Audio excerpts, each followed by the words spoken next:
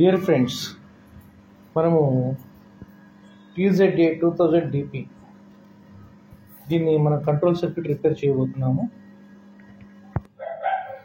Okay friends, so ఇప్పుడు మనం ఈ కంట్రోల్ సర్క్యూట్ రిపేర్ చేయబోతున్నాం కాబట్టి ఈ కంట్రోల్ సర్క్యూట్ నేను ఆల్రెడీ ఓపెన్ చేశాను. సో ఇక్కడ కొన్ని వాల్యూలు పీకున్నాయి అనమాట. సో మనకి ఈ ఏరియాలో వచ్చేసి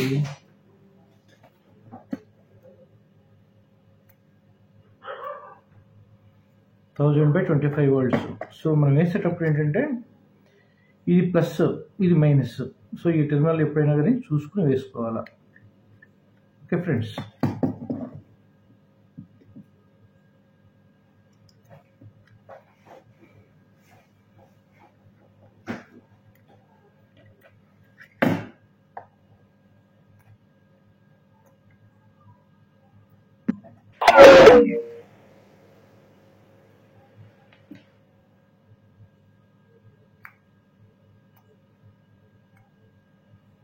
$470/25 volts ఇక్కడ వస్తుంది.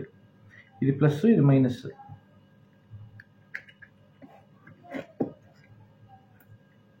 ఇది వచ్చేసి దీనికి వస్తుంది అన్నమాట, ట్రాన్స్ఫార్మర్కి వస్తుంది. ఇది 470/25 volts. తర్వాత పోతే ఇంకోటి 2.2 ఉంటే సరిపోతుంది.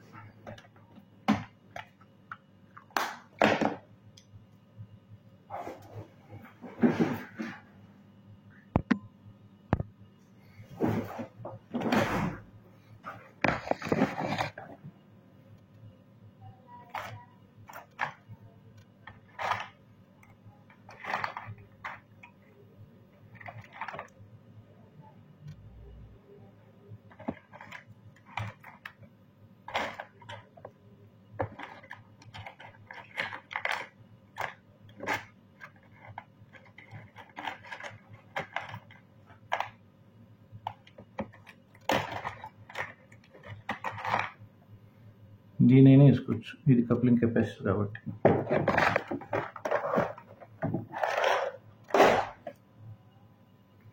సో మనం పాత అంటే దీన్ని కొన్నాళ్ళు ఎక్కువ రోజులైంది కాబట్టి దీన్ని ఎప్పుడైనా శుభ్రంగా ఇది క్లీన్ చేసుకోవాల్సి ఉంటుంది అనమాట. ఓకే ఫ్రెండ్స్,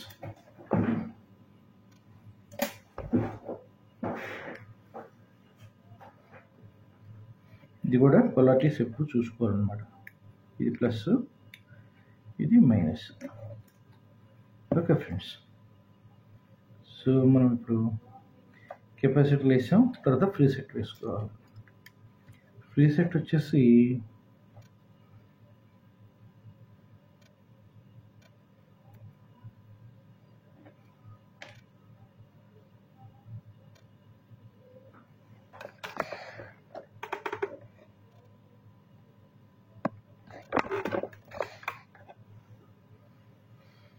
ఇక్కడ 100 ohms ఇస్తాడు వాడు. సో దీన్ని మనము 100 ohms వేసుకోవచ్చు, ఇంకొంచెం 100 ohms ఎక్కువైనా పర్వాలేదు, వేసుకోవచ్చు, ఏం కాదు. అయితే ప్రాబ్లం ఏమొస్తుందంటే వోల్టేజ్ సెట్ చేసేటప్పుడు ప్రాపర్గా సెట్ చేసుకోవాల్సి ఉంటుంది. ఎక్కువ తక్కువ వేసుకోవచ్చు, బట్ వోల్టేజ్ మాత్రం కంట్రోల్ అవ్వాలి. ఏది బేస్ వోల్టేజ్ కంపల్సరీ కంట్రోల్ అవ్వాలి. బేస్ వోల్టేజ్ కంట్రోల్ కాకుండా వేసినా కూడా ఉపయోగం ఉండదు. ఇది మాత్రం చాలా జాగ్రత్తగా ఐడెంటిఫై చేసుకోవాలి. దీనివల్ల చాలా మ్యాజిక్లు జరుగుతాయి ఈ ఫ్రీ సెట్ వలన. ఓకే ఫ్రెండ్స్,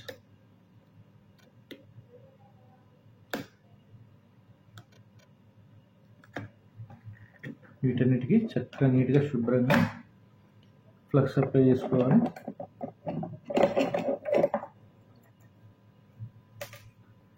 శుభ్రంగా ఫ్లక్స్ అప్లై చేసుకోవాలి. కొంచెం జస్ట్ టచ్ చేసి చాలు, ఏం కాదు.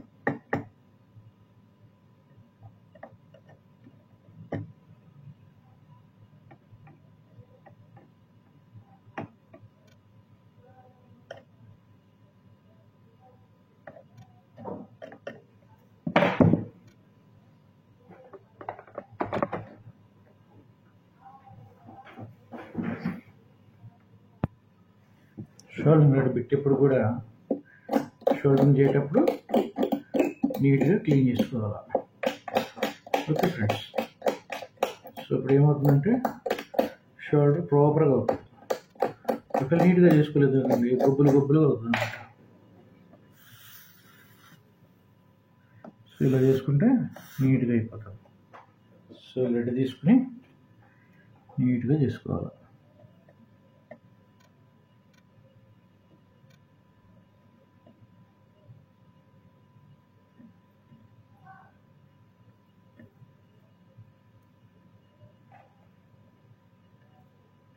దగ్గర ఉన్న ట్రిప్లు ఏమైనా ఉంటే చాలా ఆలోచించి చాలా జాగ్రత్తగా చేసుకోవాల్సి ఉంటుంది. 2 షార్ట్ అయినా కూడా ప్రాబ్లం అవుతుంది.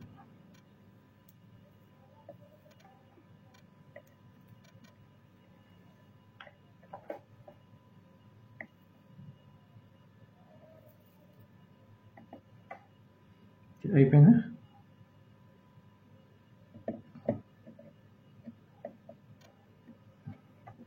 దీన్ని నీట్గా సైడ్ కట్టర్ పెట్టి కట్ చేసుకోవాలి.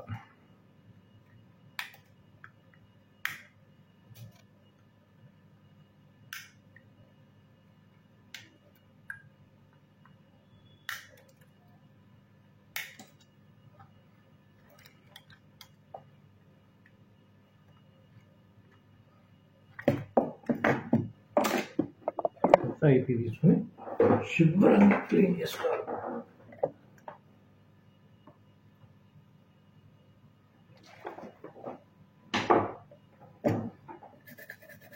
సో దీనివల్ల ఏమవుతుందంటే చేసిన తర్వాత శుభ్రంగా క్లీన్ చేసుకోకపోతే హార్మోనిక్ సౌండ్ అని చెప్పేసి వాడు ఇస్తాడు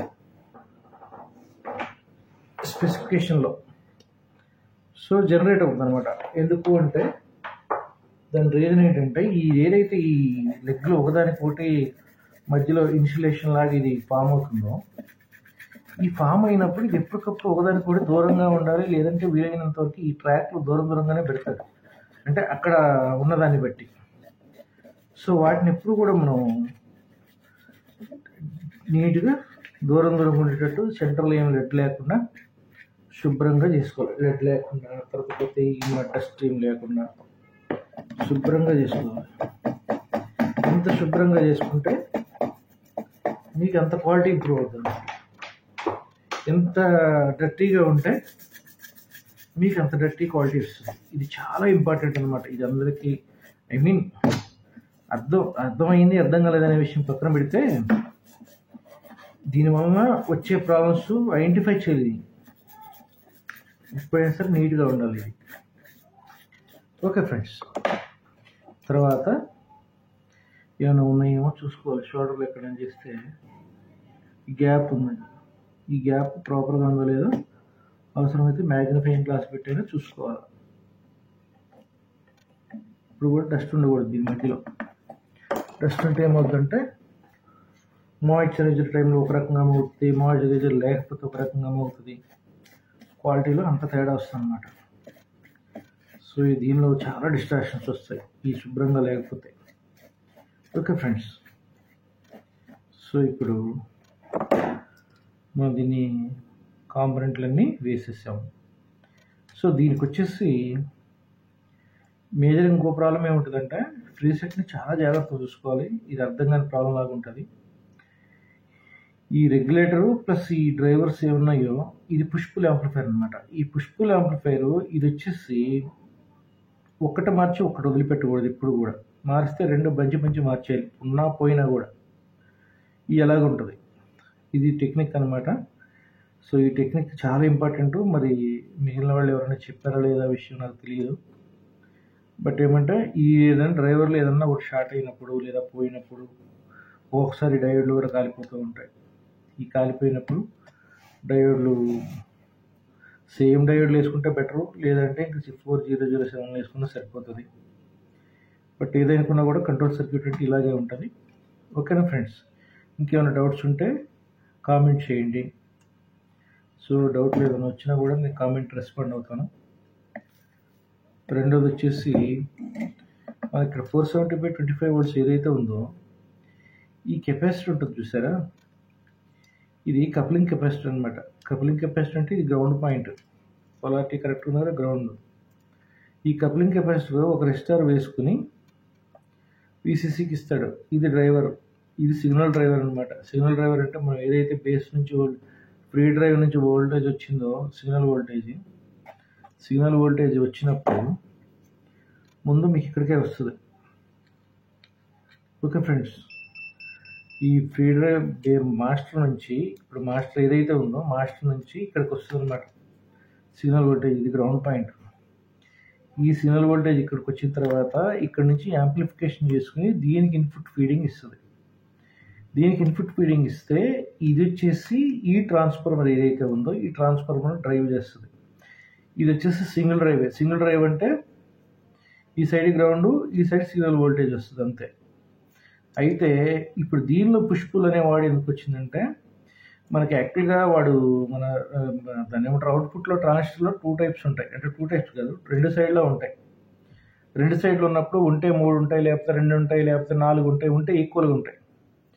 ఇక్కడ ఏం చేస్తాడంటే ఇది సింగిల్ డ్రైవ్, దీని నుంచి సింగిల్ డ్రైవ్ అవుతుంది.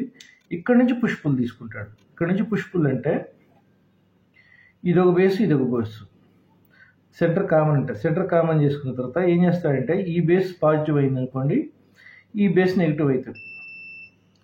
తర్వాత ఇది పాజిటివ్ అయింది అనుకోండి, ఇది నెగిటివ్ అవుతుంది. సో జస్ట్ లైక్ ఇది పుష్ పుల్ అనమాట. ఈ పుష్ పుల్ యాంప్లిఫైర్ ఇక్కడ పుష్ పుల్ చేస్తాడు, ఇక్కడ పుష్ పుల్ చేసుకుని దీనికి 2 ట్రాన్సిస్టర్లకి బేస్లకి వెళ్తుంది అనమాట. ఈ ట్రాన్సిస్టర్లు ఏదైతే ఉందో ఇక్కడ నుంచి కలెక్టర్, దీని నుంచి మన అవుట్పుట్ ట్రాన్సిస్టర్లు ఏవైతే ఉన్నాయో వాటికి వస్తుంది అనమాట బేస్కి. ఇది కాన్సెప్ట్. సో ఈ బేస్ డ్రైవ్ ఏదైతే ఉందో ఈ బేస్ డ్రైవ్ వోల్టేజ్ని మనం అడ్జస్ట్ చేసుకోవడానికి గాను ఈ ఫ్రీ సెట్ వాడతాడు. ఈ ఫ్రీ సెట్ ఎందుకు అంటే ఎప్పుడైతే మన అవుట్పుట్ ట్రాన్సిస్టర్లు ఉన్నాయో ఆ ట్రాన్సిస్టర్ల బేస్ మీద వోల్టేజ్ వచ్చేది ఈ ఫ్రీ సెట్ నుంచి అలైన్ చేసుకోవాలి.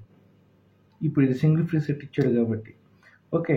సో దీని నుంచి అలైన్ చేసుకుంటే మీకు యాక్చువల్గా ఈ ఫ్రీ సెట్ అలైన్ చేసేటప్పుడు మీరు తీసుకోవాల్సిన ప్రికాషన్ చాలా చాలా ఇంపార్టెంట్.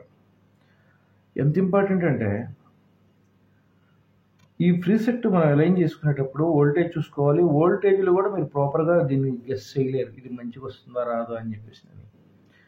ఎప్పుడైనా సరే మాస్టరు ఆక్సిలరీ వాల్యూమ్స్ ఏవైతే ఉన్నాయో మినిమం అంటే మినిమంలో పెట్టుకోవాలి. అది మీకు మాత్రమే వినిపిస్తుందా లేకపోతే ఎలాగ డిసైడ్ చేసుకుంటారో మీ ఇష్టం. మినిమంలో మినిమం పెట్టుకోవాలా. మినిమంలో మినిమం పెట్టుకుని ఈ ఫ్రీ సెట్ వోల్టేజ్ చెక్ చేసుకుంటూ వ్యారీ చేయాలి. వ్యారీ చేసినప్పుడు ఎక్కడో ఒక పాయింట్ దగ్గర లాక్ అవుతుంది. ఆ లాక్ అయింది చూస్ చేసుకుంటే మీరు కరెక్ట్ క్వాలిటీ తీసుకోగలుగుతారు. అలా కాకుండా వోల్టేజ్ ఒకటే చెక్ చేసి పంపించినా కూడా మీరు కరెక్ట్ డెసిషన్ తీసుకోలేరు, కరెక్ట్ క్వాలిటీ రాదు. 100% జెన్యూన్ ఇది. ఓకే ఫ్రెండ్స్, సో దీన్ని ఇప్పుడు నేను రిపేర్ చేశాను. వీడియో ఎక్కువైనా కూడా మీకు ప్రాబ్లం అవుతుంది కాబట్టి చూడటానికి న్యాచురల్గా అందరికీ ఇంట్రెస్ట్ చూపించరు. సో నేను Ravi, KNB systems and service. Like and subscribe. Thank you.